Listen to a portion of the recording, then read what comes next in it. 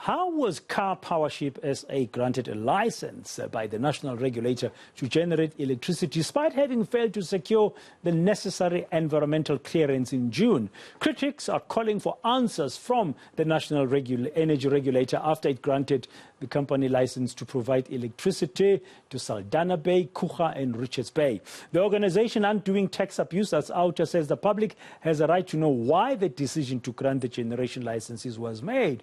OUTA has bemoaned the lack of transparency in the process so far. Well, let's hear now directly from the regulator. I'm joined this hour by Dennis Siemela, who is the head of Department for Electricity Licensing, Compliance and Dispute Resolution. Dr. Siemela, good evening. Welcome to South Africa Tonight here on ENCA.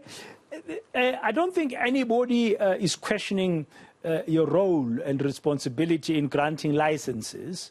And I've seen the statement that you issued. It doesn't give reasons, and it's just one page. It's also on your website. I had a look a short while ago, hoping I might see reasons. You just published a list of seven risk mitigation, independent power producer procurement program preferred bidders, and you list them from 1 to 7. And then the last 3 have got to do with Karpowership, where there's a lot of focus because of issues that have been raised around this. What are the reasons that you as Nersa can give us tonight why you've granted these licenses to this controversial Karpowership process? Good evening to you and the listeners and the viewers as well. Let me start at the beginning. Currently, we are having a problem in the country in terms of security of supply. We do experience, load shedding in some other instances. What the Minister of Mineral Resources and Energy has done, the Minister has issued a determination, which was a 2,000 megawatt determination to make sure that, we try to bridge this particular gap that is in existence. After the minister has done that, as Nersa, we concurred with that, determination. And after the concurrence, there was a procurement process that was done by the Department of Mineral Resources and Energy and the IPP office, and then Karpowerships and the rest of the other applicants. They were the preferred bidders. And as such, Nersa were bound to actually look at those applications as per the Electricity Regulation Act. So what we did our analysis on our site using the regulatory framework. And then after we've done that analysis, we found that, there's sufficient evidence, to be able to actually grant those licenses. What is that evidence? Normally, when we consider the application, first we look at, the administration side in terms of ownership, in terms of shareholding, in terms of how is the company structured. We look at the technical aspect, of the application. We look at the financial aspect, including the power purchase agreement, the tariff. We look at the socio-economic aspect in terms of the benefit to the country. We look at the regulatory side and the legal side. And if we find that, everything is compliant, the energy regulator can issue the licenses.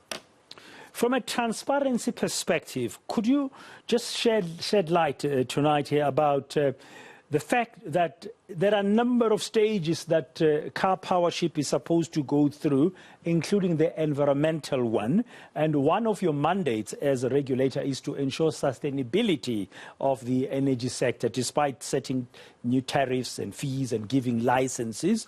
Are you not concerned that you have ignored a very significant constituency in the country of voices that have raised a red flag around whether or not this Karpowership will be sustainable in terms of its impact on the environment?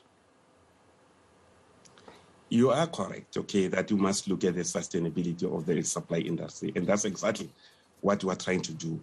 What happens in terms of the Department of Forestry, Fisheries and Environment, they've rejected the application and the applicant has appealed. However, when you look at the Electricity Regulation Act, which is a law that we use, it clearly stipulates that the applicant must demonstrate the ability and the plans to be able to meet the environmental requirements. So that's exactly what we did. In terms of approval of the environmental authorization.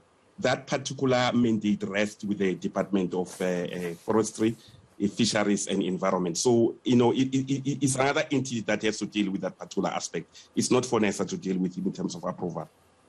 Okay, but if you were aware of that, very briefly, Mr. Siemela, would you not rather have waited a little bit? Because there are also all kinds of challenges to this beyond the environmental one. Some people are arguing that there could be an issue here of unfair bidding process. The unfair bidding process, I think that you may have to refer to the Department of Mineral Resources and Energy, and then you have to deal with them. No, I'm aware. I'm saying, no, sorry, yeah, Mr. Siemela, I'm aware. I'm saying because of all these outstanding issues, you as a regulator is going to issue the license. Should you, being aware of all this noise that's happening, should you not have deferred the approval of the licenses until the noise has been resolved? That's my question.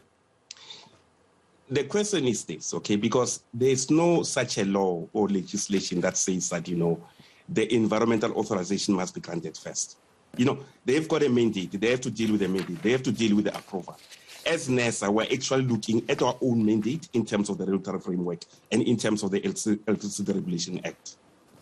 Okay, so if the other approvals don't come through, these licenses won't be effective? Remember that, when we issue a license, we don't issue a license for construction. We issue a license for operation. So there are certain things that has to happen. Like, for instance, the power purchase agreement hasn't been signed yet. There are some other, authorization that haven't been attained by Karpowerships, like such authorization from TNPE, the Transnet Port Authority. So for all those other aspects, they still have to be dealt with those particular entities. Okay, for us is that, in terms of the license, in terms of the act, we found that, they are compliant with the law, and then we can issue that particular license to the Karpowership. Thank you very much for clarifying your position. That's Dennis Siemela, the head of Department for Electricity, Licensing, Compliance and Dispute Resolution and Nersa. As far as the National Energy Regulator is concerned, Karpowership SA is compliant, hence they gave them the licenses. As to the other aspects, as to the other loops that they still have to go through, it's none of their business. Those will play themselves out as they're supposed to go. I would like to ask Minister Barbara Creecy how she plans to deal with this one as well, now that those licenses have been issued. We're going to have to wait and see. And of course, the bidding process, the Department of Mineral Resources and Energy has some questions, according to some critics, to answer about the fairness or not of that bidding process.